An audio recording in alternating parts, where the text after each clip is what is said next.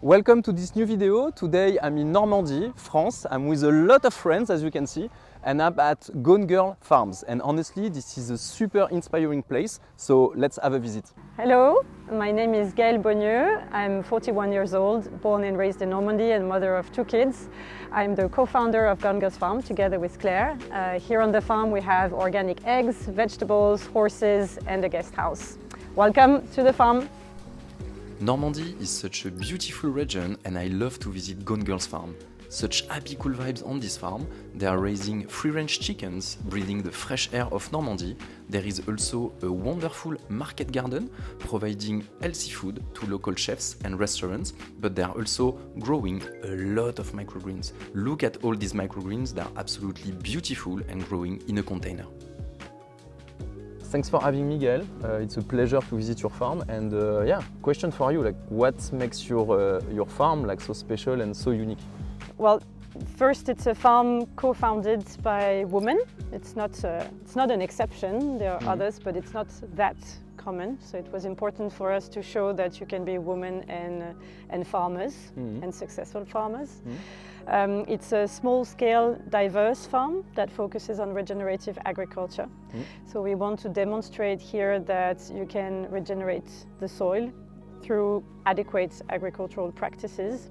So everything we do here, when we grow vegetables, when we raise chickens, when we take care of horses, has to be regenerative, which means that we aim at storing carbon in the soil and bringing back the life on this farm. Because when we purchased the farm, it was a monoculture farm with grains, tractor, and the soil was very compacted and poor.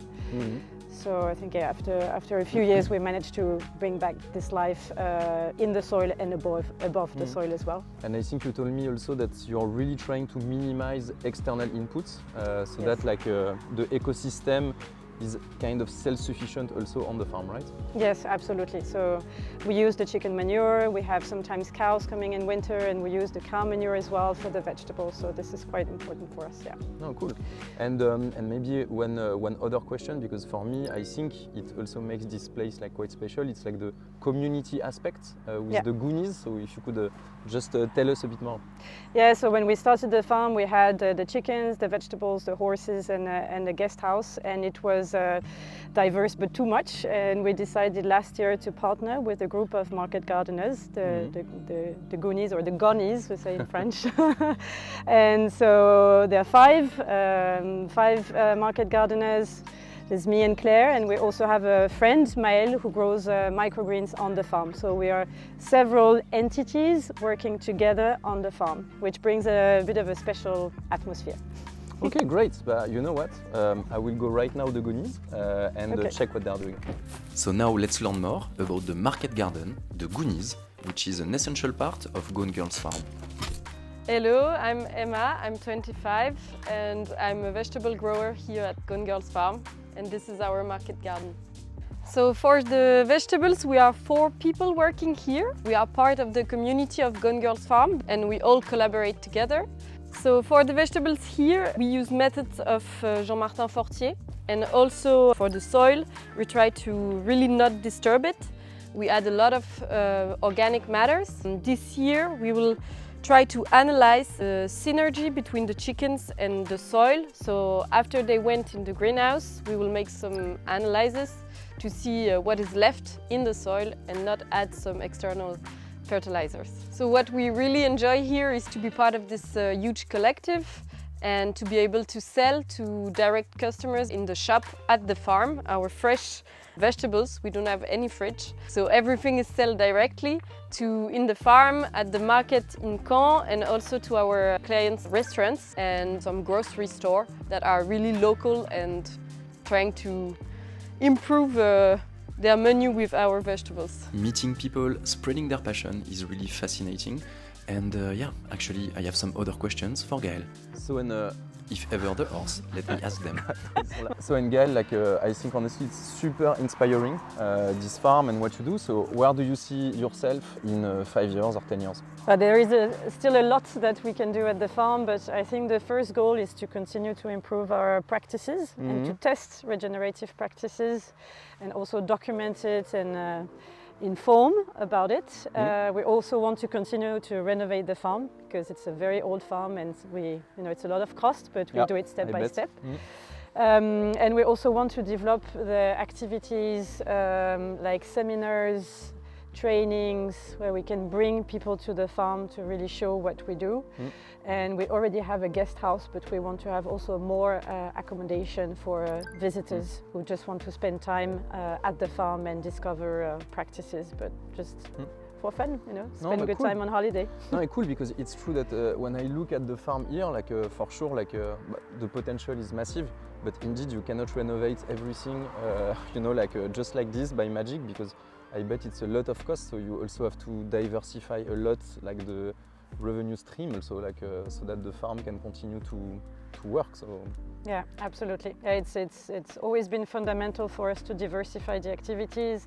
All the services bring more revenues clearly than just the eggs and vegetables. So it's important for the stability and resilience of the farm. And yes, agriculture, it's about patience and long-term vision, definitely. Yeah, definitely, I bet. There are so many happy chickens on this farm. Right now they are placed in the greenhouse, but otherwise they are really spread out on all over the farm using the egg mobiles. Honestly, for me it's so fascinating to see these fresh eggs. And by the way, of course, they sell it directly on the farm.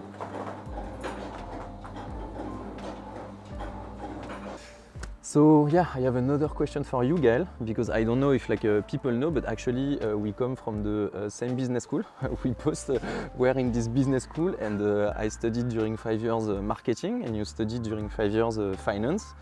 And yeah, you worked in finance after, and here we are. We are like in a farm all together, creating content on gardening and permaculture, and you being a farmer.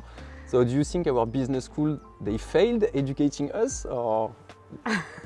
No, I don't think they failed, because we do, I think, something that is useful. Like I produce, you communicate about how people can grow their own food, which I think is fundamental. And I think what we learned, we use it every day in our jobs, right? So as a farmer, I have to do accounting, sales, project management. Also. Yeah, absolutely, a lot of marketing. Finance, of course, cash flow is always important for sure. Important, so no, I think it's useful. It was useful. Yeah, no, because it's true that sometimes there is always this shift, that somebody can make in his life, to basically like when I was marketing director, I was like, okay, I have the status, the title, I'm marketing director, I'm someone. And I think when I made my shift, I was always afraid about becoming nobody in a way.